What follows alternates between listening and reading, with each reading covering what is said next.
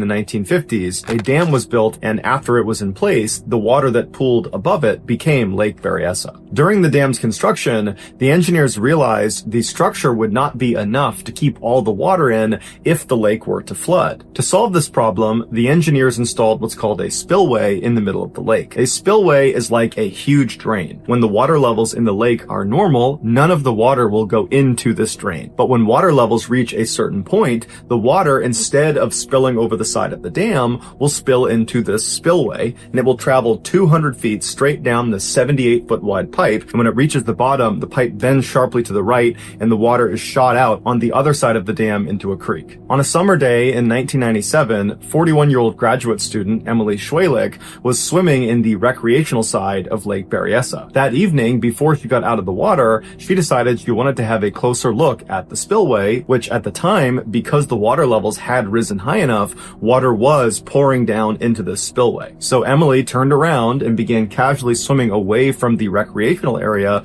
towards the center of the lake. At some point, she would have seen signs poking out of the water, and she would have seen them on land telling her to stay back. After passing those signs, she would have reached a long line of red caution buoys that were the last line of defense to try to keep people back from this spillway. But Emily went under those buoys and continued on towards this huge drain. Nobody went close to the spillway, and so nobody tried to stop her. Emily made it to right before the edge of the spillway.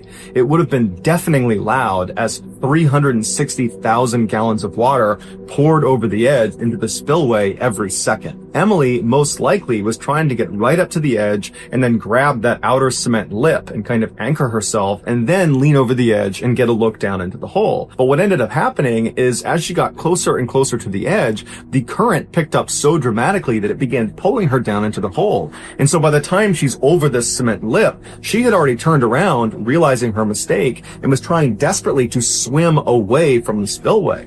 But it was too late. Her legs got whipped around and sucked down into the spillway, and she managed to grab onto the lip, the outer lip of the spillway, with her legs now in the spillway. Thousands and thousands of gallons of water are pouring down on her face, and so she can't pull herself back up. So she's pinned inside the spillway. People on land noticed this happening to her, but they realized there was nothing they could do to help her. If they tried to go down there and pull her out, they would get sucked in too. And so they called the authorities, who have the right equipment, to pull her out. But by the time they got out there, it was too late. Emily had managed to hang on to that edge for 20 minutes. But finally, the water overpowered her, she lost her grip, and she fell backwards down the 200-foot chute to her death.